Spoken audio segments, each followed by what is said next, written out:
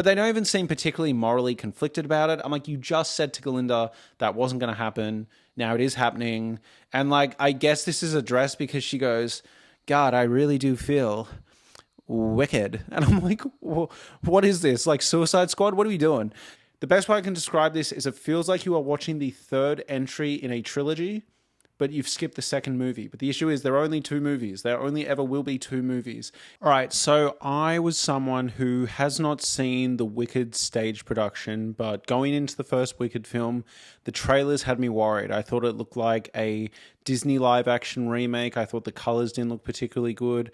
I thought we were getting some weird, clunky, Maleficent sort of thing. And then I saw the movie, and I genuinely really, really enjoyed it. I was pretty high off Wicked Part 1, right? That first movie, every time I rewatch it, the good things are even better than I remember. Every single time, my favorite parts hit harder. And the parts I didn't love, mainly the last 40 minutes, kind of get a little more clunky on rewatch. But it's a movie I completely understand the big cultural moment it had. I understand why people really love it. It was actually really exciting as someone who never got to see the stage production, finally get what made this sort of exciting story really interesting. You know, I really liked, especially in that first part, even some of the things I was like, oh, I felt like that was a bit undercooked, or what was that about? I was really excited for part 2 to pay off all those things and punch me in the face, you know, hit me in the feels, really pay off a lot of things. You know, in that first movie, I was like, oh, I could have done with a little more Bock. I could have done with a little more the wizard. Like, I'm really curious how they're going to like wrangle all these really fascinating, interesting ideas together. Somehow that first film, it's almost 3 hours long, but it sets up so many interesting ideas, even with the animals and Munchkin Land. And you're like, okay, I'm really curious how they're going to rein this in the second half. And the answer is not at all.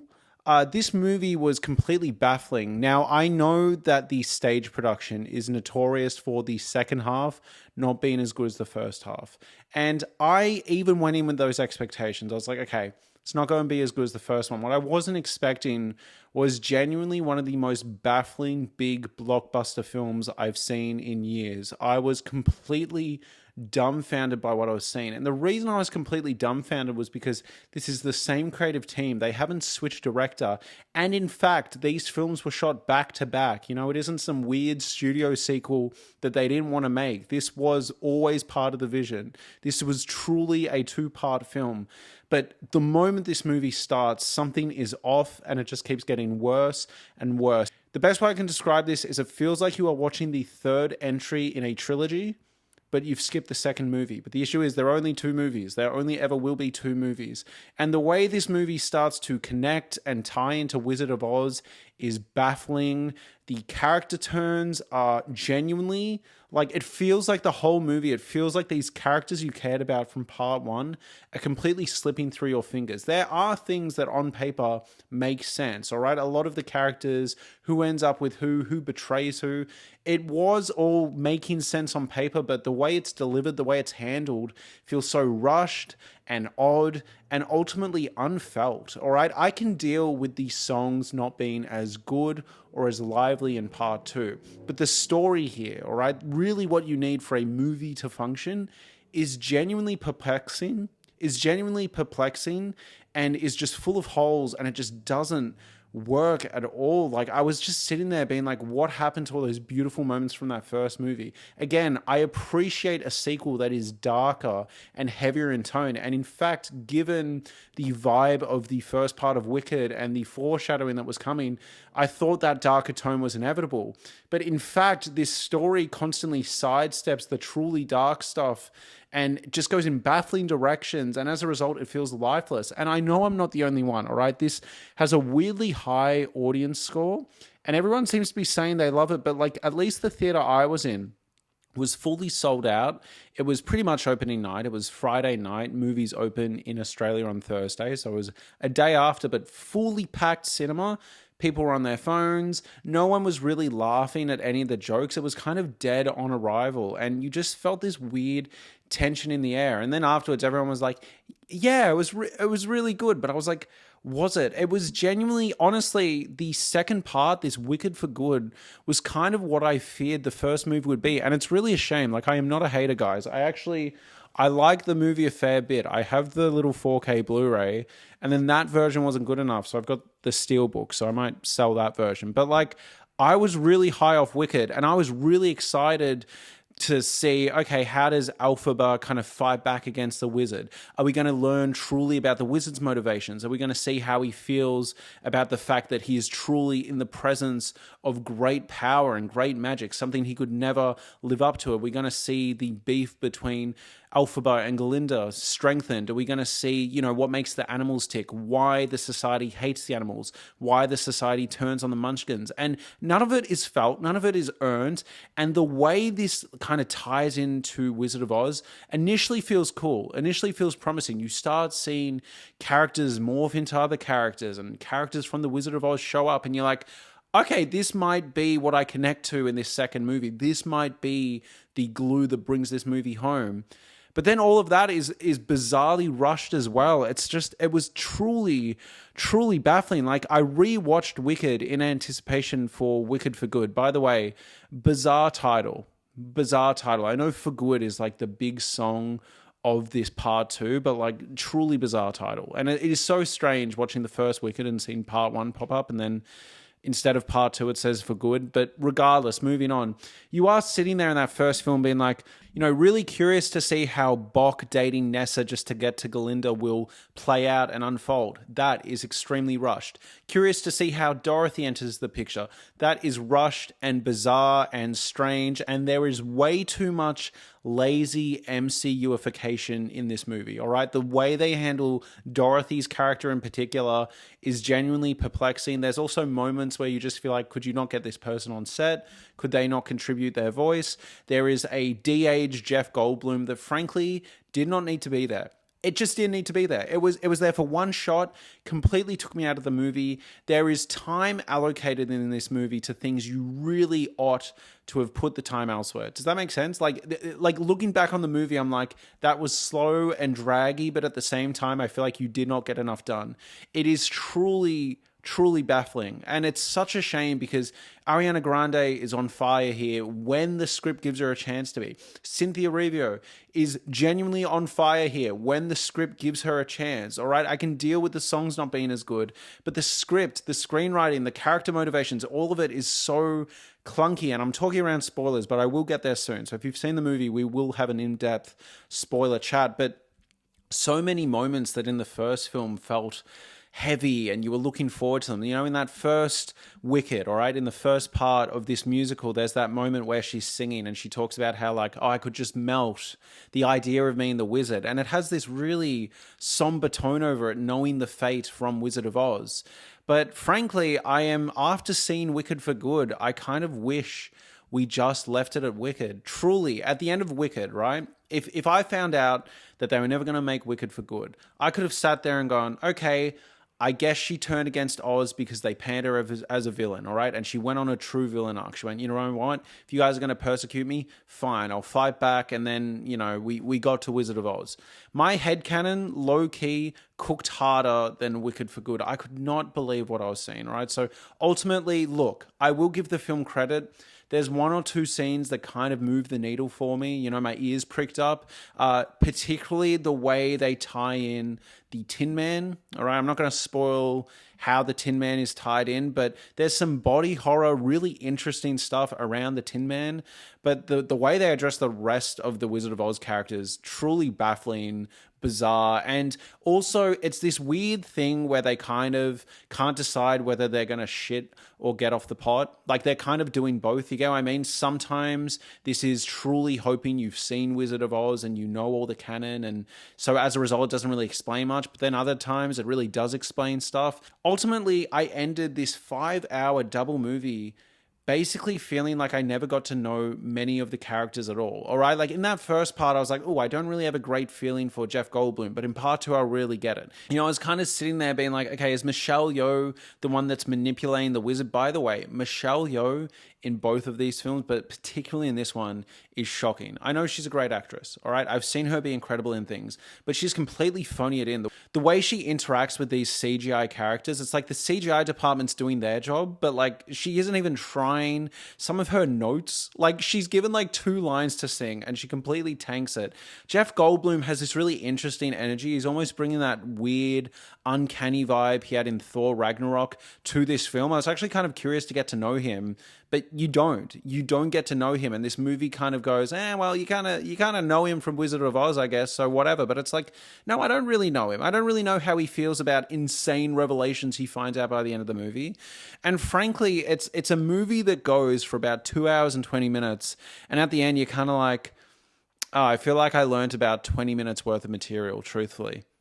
Just baffling, really disappointing. I really was let down by this movie, and I was really rooting for it too. But in order to get into it properly, we need to get into spoilers. So 3, 2, 1. Before we get into spoilers, please consider getting a membership to this channel. For the cost of a cup of coffee a month, you get access to a weekly or fortnightly podcast where I talk about every single movie, show, book I've read, play I've seen, just any media I've engaged in, both at the cinemas that I do and don't cover on this channel, also at home. It really helps out the channel.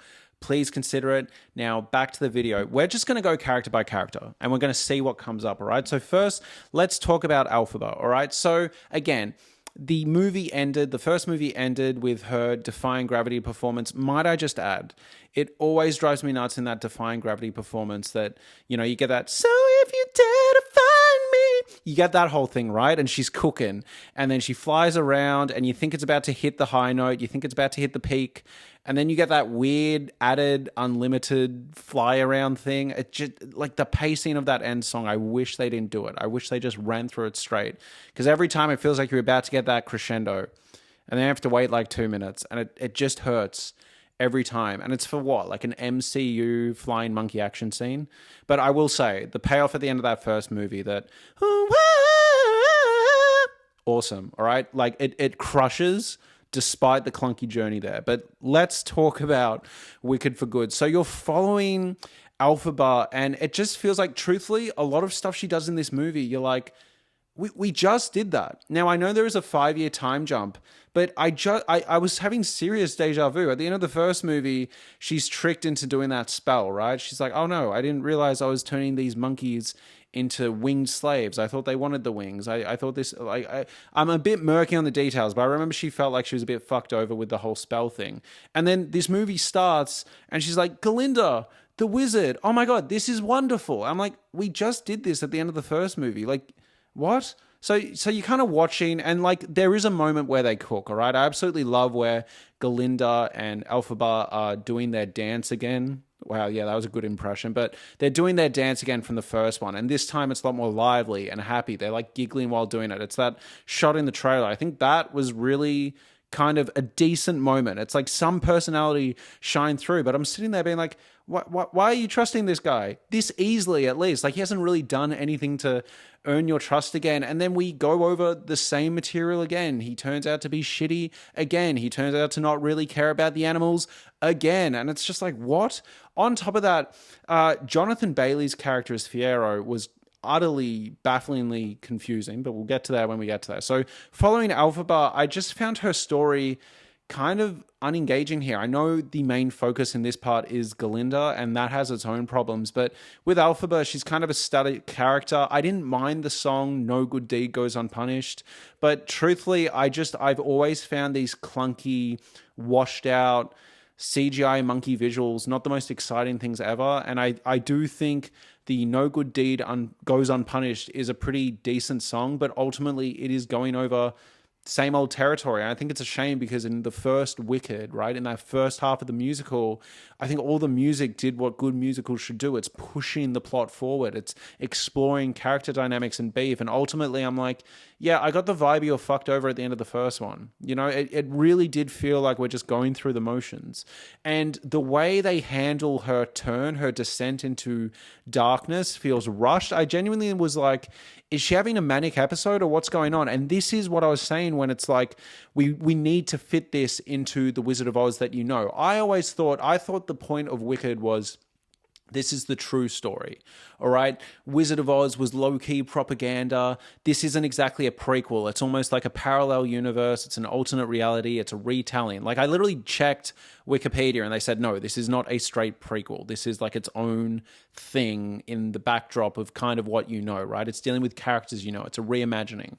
And in saying that, I don't think you can do both. I don't think this can be a reimagining where you build up all this empathy and you go, she's misunderstood and she was set up. And then randomly, she does actually low-key become the Wicked Witch of the West out of nowhere. And again, I know you were meant to be seen there being like, oh, this is what I know from Wizard of Oz. But it's like, what? Like, out of nowhere, she just goes, oh, I want Nessa's shoes. Even though low-key Nessa was like the worst. But she's like, I need those shoes and I'm going to lock up Dorothy, this random person that in the canon of these two movies we haven't met, we don't know anything about. We've seen Elphaba like really care about animals and people and everyone around her, and all of a sudden she's just like, I'm gonna bury all these people in the attic and get these shoes. And you're like, what? What's going on? And again, this only works if the logic you're following is just like, oh, well, this all needs to happen so we can have the Wizard of Oz we know. But it's like,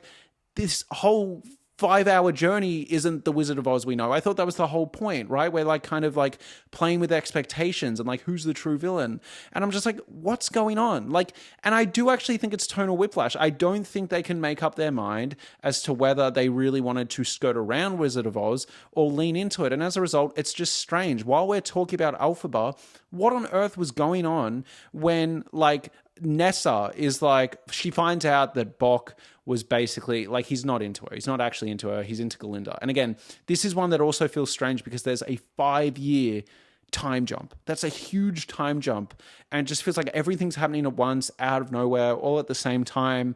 But regardless, Nessa is like, you want to leave me? No, Munchkins are locked down. She like goes full on America Ice on the Munchkins. She's like, you're not leaving, you're stuck. And while she's doing this, the vibe I got, at least the way it was presented, is she went to do a spell or something to like keep him here and she fucked it up or something. Like, she did have a little moment of magic, but she cooked it and it resulted in Bock, who I will say Ethan Slater did a really good job in this movie. These were the moments that I thought were shining through with potential. But Bock, it's like a botched spell and his heart's about to give up. And I was like, as someone who didn't know the musical, I was like, oh shit, like he's going to turn, did she turn him into the Tin Man? Not quite. Elphaba rushes in and she's like, I'm going to fix this fucked up spell you did. Oh my God. Blah, blah, blah. And she like, the cure or the workaround is I'll turn him into a Tin Man to stop his heart from exploding. And now I guess he's got a different health system going on. So he needs oil instead of a heart. But regardless, she like tries to save his life by turning him into a Tin Man. And we get some actually conceptually interesting body horror stuff. Like, yeah, it wasn't the most horrific thing ever, but like conceptually speaking, I really loved the look, and it is in the trailer, but of like dark Ethan Slater, all right, tortured Bock, like looking down and being like, oh my God, I'm like a silver Tin Man, you know? How am I going to cheat on my pregnant wife now? But like, seriously, in all seriousness, I was like, they're kind of cooking here. They are kind of cooking here. Like, I like this. What doesn't make sense is he literally saw this whole thing go down. He saw Nessa butcher the spell. He saw Elphaba come in and try and help him. And I needed a couple more conversations or something to see him get convinced that it was all Elphaba's fault. But like literally he just saw Elphaba try and save him. He just saw what went down and like he walks out of the room and he's like, Nessa, I can't believe you've done this to me. And Nessa's like, yo, no, it was Elphaba. And he's like, you're right. Fuck her. And I'm like, what is going on? On top of that, while we're talking about just the narrative gods, all right, pulling at the strings, pulling at the fabric of this movie's story, the lion, all right, I know the idea of the lion in The Wizard of Oz is he's like nervous and cowardly. He's the cowardly lion. But like low-key, the way it's presented, I'm like, sorry, what? All right, like low-key, this lion just comes out of nowhere. He's like, fuck Elphaba. And they're like, why? And he's like, she set me free from a cage. And like low-key, I didn't mind the cage. So I'm like, what's going on? Like I was totally dumbfounded. And then, oh my God, Oh my god. So who are we talking about? We're talking about Elphaba, right? So I thought Elphaba, up until this point, she was meant to be misunderstood, right? You've seen the Tin Man turn on her. Michelle Yeoh is manipulating the town against her. The wizard is, being the wizard again. But I was still like, oh, she's kind of a good person. She literally says at one point, right? Galinda's like, oh my god, you're running off with Fiyero. You guys have been having an affair, and she's like, no, we're not. It's not like that. 12 seconds later, her and Fiyero are clapping cheeks. I'm like, what? And we knew this was going to happen, but they don't even seem particularly morally conflicted about it. I'm like, you just said to Galinda that wasn't going to happen. Now it is happening. And like, I guess this is addressed because she goes, God, I really do feel wicked. And I'm like, what is this? Like Suicide Squad? What are we doing? So from there, right now, like, from there, I still thought, okay, maybe we're going to deal with how she feels morally about doing that, how she feels about, I didn't mean to lie to you, but, we just kind of got caught up in the moment, whatever, right? She shows up and now she's like going down the full descent. She's really mad at Galinda. They have this, frankly, reductive slap fight. I don't know how to explain it. No one in my theater was laughing. I don't want to come off too judgy here, but truthfully, I just felt this was a little reductive and lame, and I can deal with stories being about a love triangle. I'm not someone who's like, oh my God, another story about pitting two women against each other.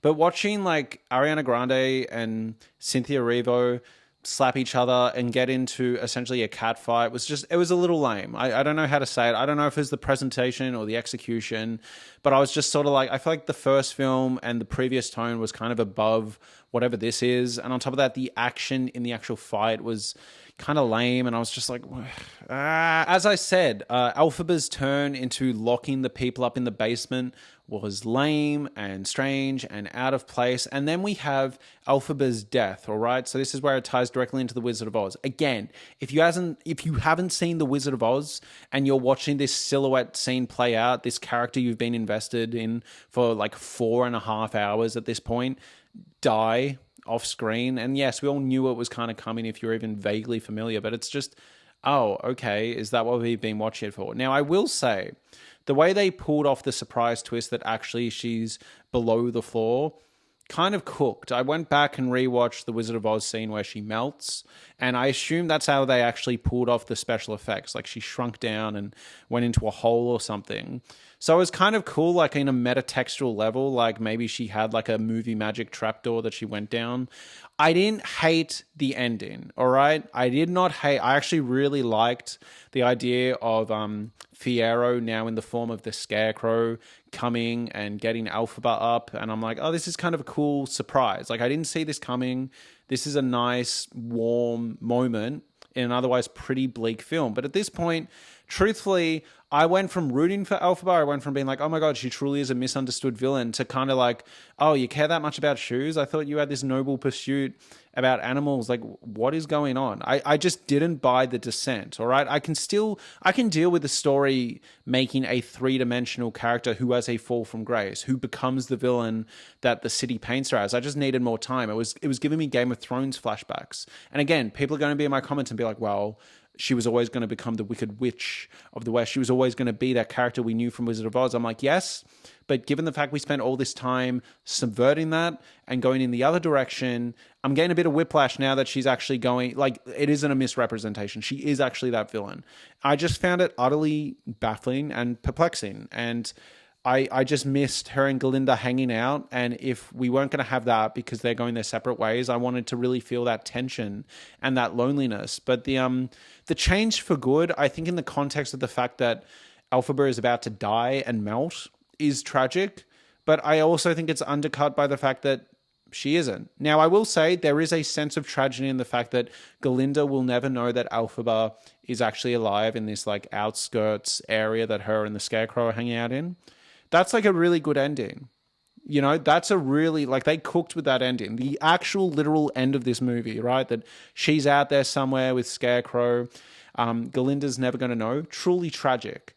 But the journey there felt like a really clunky MCU movie. It felt like the last 30 minutes of the first Wicked movie, where I always tap out and go, this is kind of what I worried this movie was going to be. And I think it's really, Really unfortunate. Cynthia Erivo is innocent. She was really good in this movie, but again, I don't think the script was giving her much to do.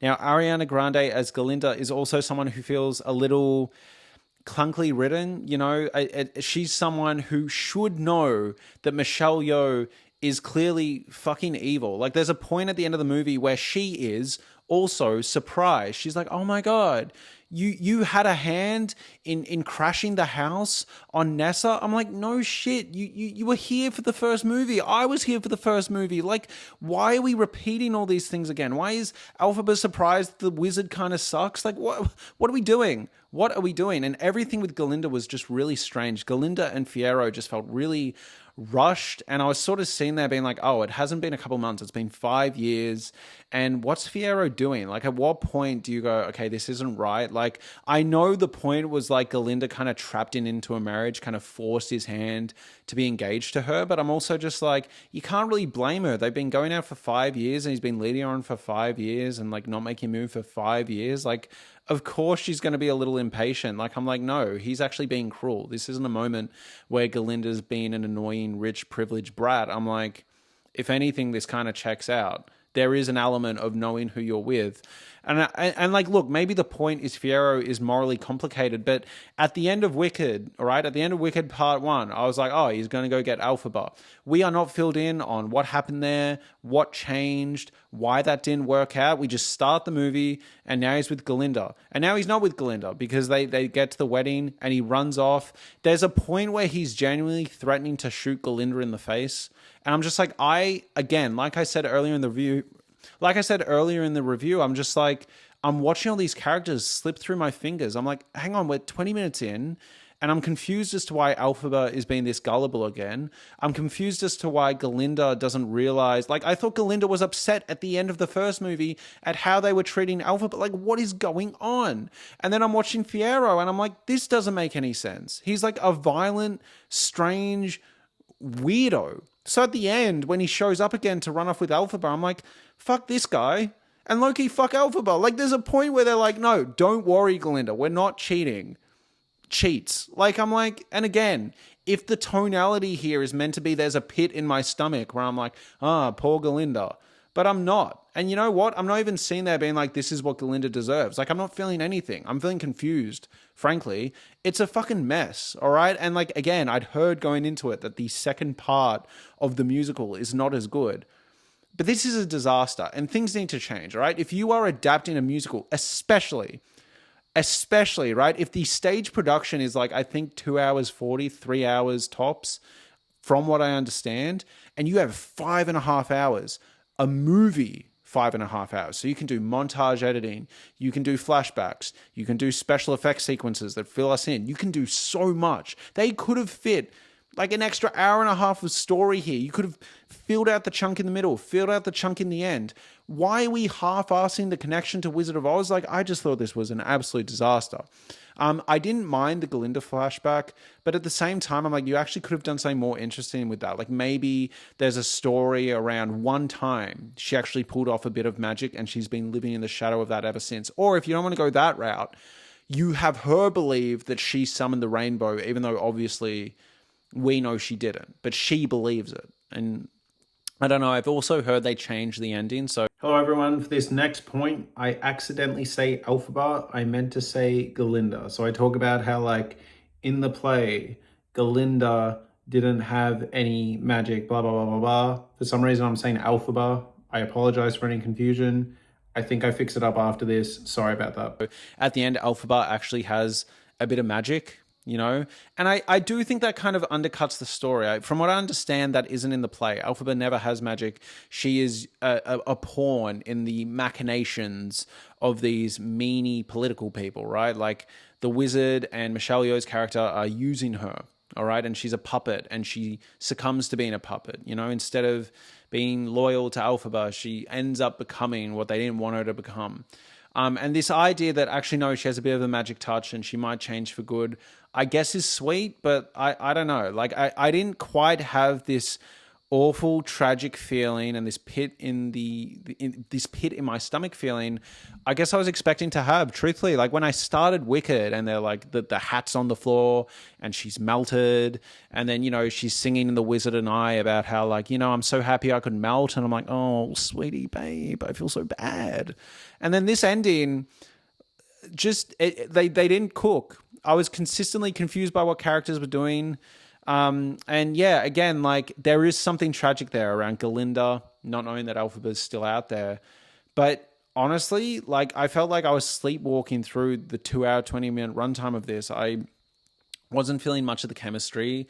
They were fighting a lot of the time over stuff that just didn't make sense. And I guess the subtext here, I know there's a lot of people that really buy into the idea that there is a lot of queer subtext here, but whether or not you are fully buying into that, even if you're just going down the direction of, okay, like the subtext here is what they're really fine about is their friendship. They're really fighting for one another. Whether it's romantic or platonic, that's fine.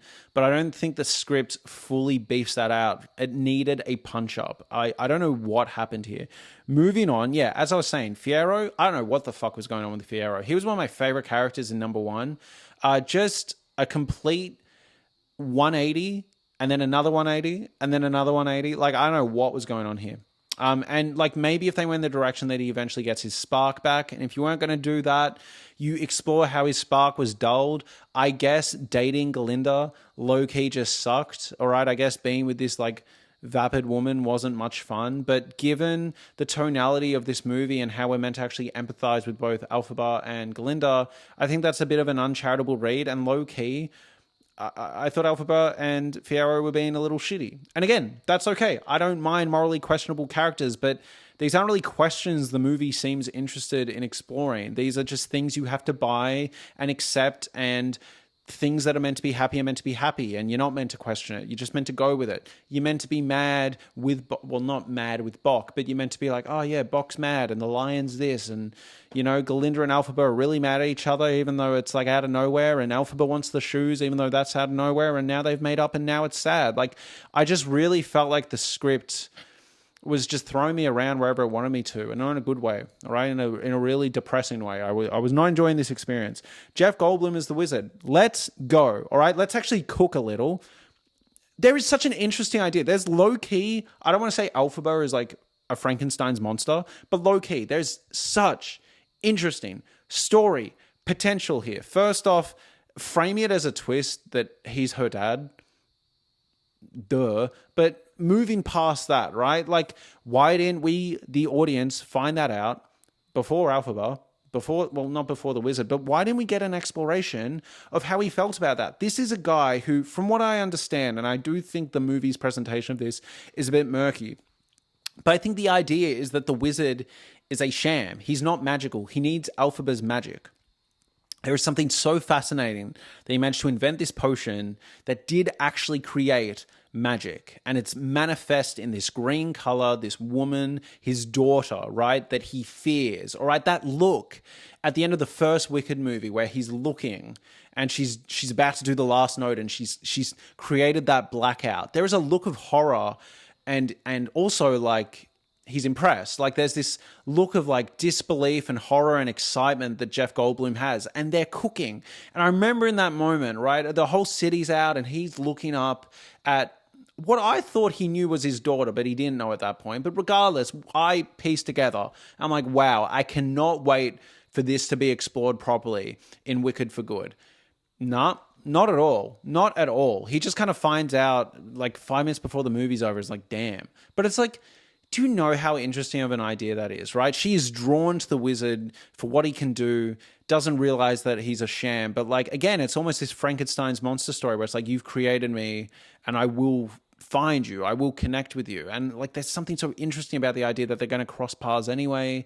And like, I don't know, you really could have just explored this idea that he created someone more powerful than him, more magical than him, someone who was able to be magic, something that he could never properly be.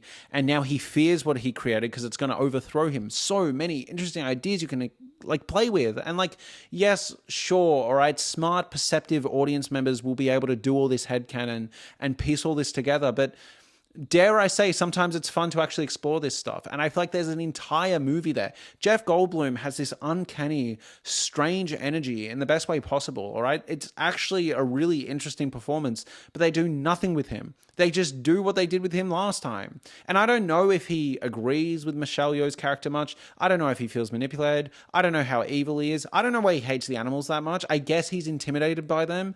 Why? Like I don't know why he's that particularly intimidated by them. I also find these movies, I keep hearing people in reviews talk about the idea that like, oh, it's an allegory for oppression and racism and the way LGBTQ youth are treated. And I find, while I appreciate that people can see themselves in these movies or see representation in these movies, I do find it a little clunky in its presentation, truthfully. Like, I don't know if the best class commentary is comparing one class to animals, in my opinion. Like, I can see what they're doing, but at the same time, I can't think about it too much without going, huh? But, like, that's neither here nor there. Michelle Yeoh, as I said, Madame Morrible, just atrocious. Poorly conceived character, poorly written character, frankly, terrible performance, both singing, acting. Like, she's a great actress, all right? I'm not taking that away from her. Terrible in this. Nessa, look, if I'm meant to not like Nessa, they've done a really good job. All right. Like the characterization is bang on. I did not like Nessa. Glad she got crushed by a house, frankly. Moving forward, Ethan Slater as Bock. Ethan Slater kind of cooked. I wish we got more of him. I wish we got more of the transformation of everyone. Like, I think it's such a cool, exciting, horrifying idea. Taking what we saw as this kids movie where like, oh, I'm the Tin Man and I want to get my heart back and I'm the lion and I want to get courage or whatever it is, right? It's been a while since I've seen The Wizard of Oz, but like taking that and applying this adult lens and this actual horror movie vibe to it was cool. All right. They were cooking with Bock. And when Ethan Slater was like in the town, he's like, I'm going to kill the witch. I'm like, yeah, sick. Like, decent performance, decent makeup effects and cool like sound effects. And that was one of the few times I thought the movie, like the Wicked I loved, was actually shining. It was like punching through a little. But yeah, look, I don't know, man. I could go on for ages. I thought the effects were whack. I thought the movie looked whack. I just thought this was a total disaster. And I'm sure more stuff will come up as I'm editing and I'm going to remember stuff tomorrow and be like, why didn't I mention that? But like, yeah, I did not connect with this. And I truly wanted to, but I thought this was an absolute mess, a truly baffling blockbuster too, like an expensive mistake. And truthfully, this is coming from a place, like, I'm not a musical hater. I grew up on musicals. I love musicals. I actually think the Sweeney Todd movie kind of rips. I'm sad because of how much I really loved maybe like 80% of that first Wicked movie. I thought all the stuff at Shiz University was honestly as good as it gets. Truly remarkable. And Wicked for good. Like, I was truly baffled the entire time. And I'm sorry, this probably isn't the best conceived, verbalized review. But like, I was sitting there all day being like, I don't even know if I want to talk about this. I don't know if I have that energy. I clearly do, but like, goddamn, man. Anyways, thank you so much for watching, everyone. I hate being a negative Nancy. Like, you can go on my Letterboxd and you can see my like review curve. It is quite positive. I want to love movies. I love movies. But yeah, this was a bummer. This was a true bummer. Sorry, guys. Sorry, Wicked fans too. Like, believe me, this hurts my soul, but goddamn, man.